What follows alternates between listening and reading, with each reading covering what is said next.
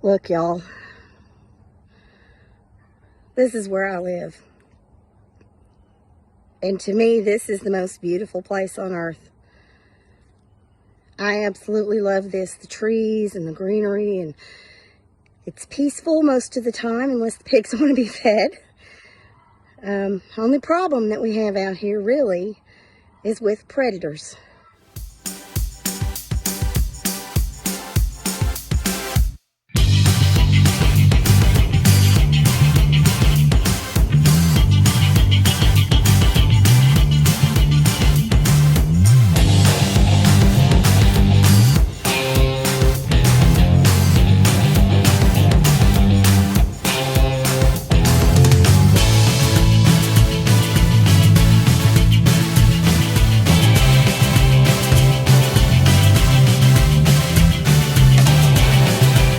One of the trade-offs of living in a beautiful place like this and owning livestock is definitely having to deal with predators.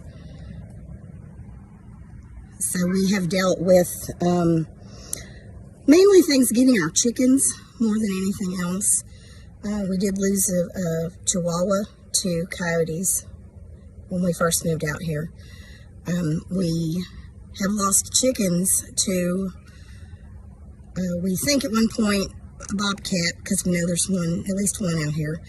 We have lost, last year we lost about 20 chickens out of our flock to a family of raccoons. Not so long ago, back in the spring, we lost multiple chickens to some hawks that figured out where our flock was. And I'm going to talk to you guys today a little bit about dealing with that.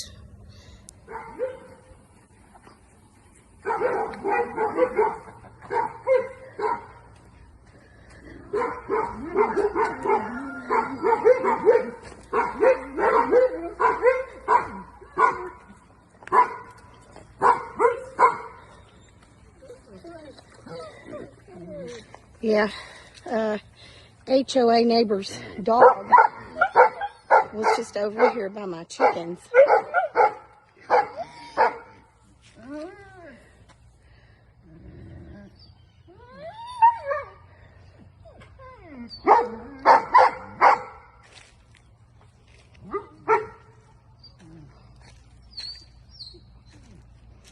Oh, there he is, way over there. He was just yelling at his dog. I guess he's afraid my attack chickens are gonna hurt his dog now. Good job, guys. Good job.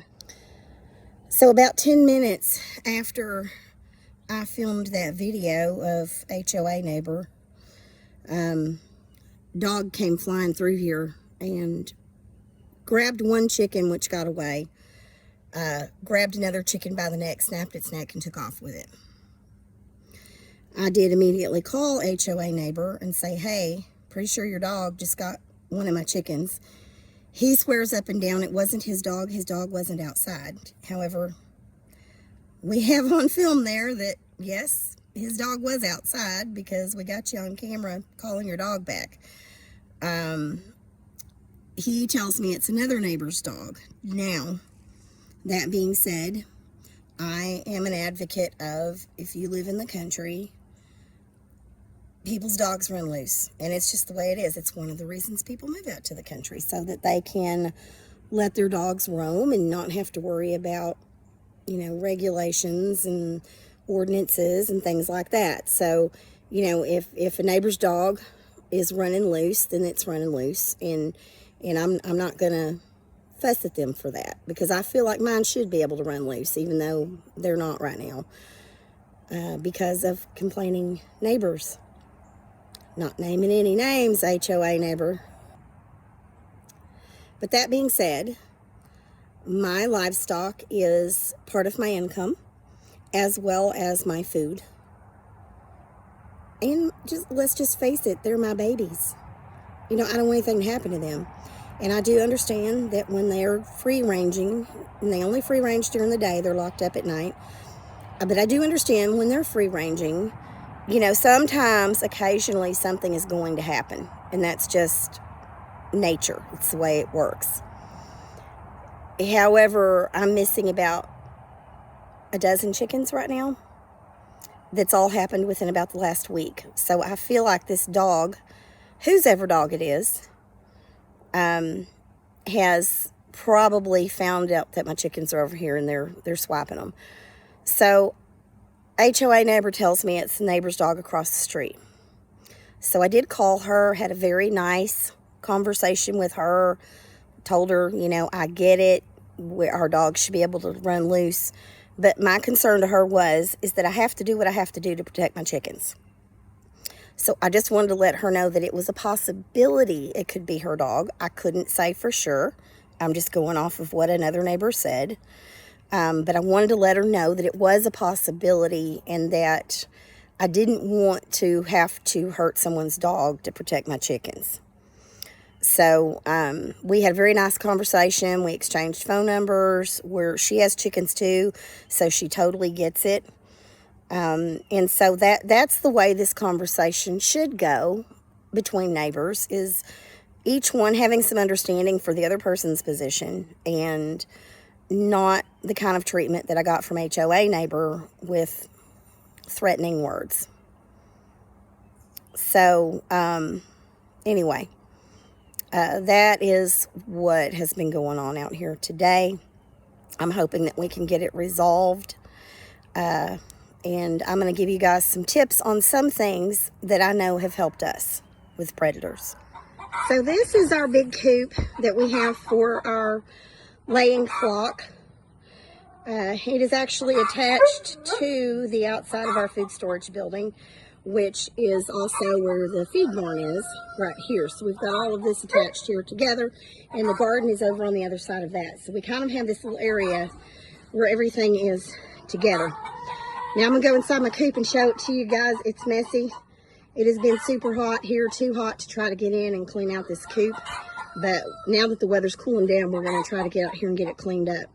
So this coop is pretty good sized. It's, I believe, 12 feet wide and 16 feet long. They've got some roosting areas over there. They've got a ladder. That's an old swimming pool ladder, and they just absolutely love that thing. Like, they pile up on that thing at night when they roost. They also roost up here on these nesting boxes, and they do not use them for eggs. They lay eggs anywhere but the laying boxes. But they have a really good roof on this. It does not leak. They get no water in here. They have ventilation all the way around, except for this one spot right here. We have noticed that in the summer, they get so much sun coming in this spot right here in the mornings that it makes it super hot in here. So we kind of block the sun. And then in the winter, when it starts getting really cold, we will cover the whole rest of this side with tarps also, which leaves them ventilation, some on this end, and then ventilation through this door here. So that way they can stay warmer in the winter. As you can see, we provide them with some heat lamps. Also, when it's cold, we turn those on. We only do that when it's like super, super cold outside, because yes, I know they're chickens, and I know that they can do temperatures below freezing and all of that, but I wouldn't want to sit out in it, so I don't expect them to either. So they're able to come in here and sit by the heat lamps to warm up if they feel like they need to. My husband also installed this little door on the back end of the coop, and that actually goes out into a chicken run. I'm going to take you guys out there and show you that chicken run right now. So this is our chicken run, and I'm going to show you, this is where the back of the coop is, where that door is that I was telling you about. And this run is pretty good sized. It goes all the way back to this fence here, and it goes all the way back to where that hoop coop is over there. Now, the reason we had such a big run for our chickens is because for a long time we didn't free range. Then we started reading about the benefits of free ranging and then being able to eat fresh greens and fresh grass, because obviously they keep everything in this run totally eaten down. And so we started letting them out to free range during the day. Their egg production has doubled since we did that. It's an amazing difference at the size, quality and amount of eggs that we are getting since we let them free range. So now that they are free ranging, we're about to take this area where these T-posts are lined up, and that is actually going to be partitioned off and be part of the garden area over here. So we're expanding the garden area.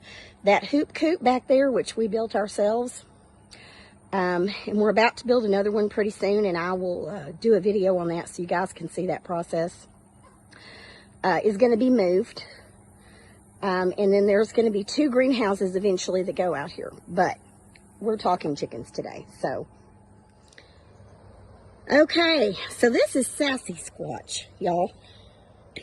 She was a female Bigfoot that when I owned a custom bakery, I was actually on Cupcake Wars on the Food Network, and we became pretty popular in the area, and we did her as a cupcake sculpture for the Bigfoot Bash in Mineola, Texas.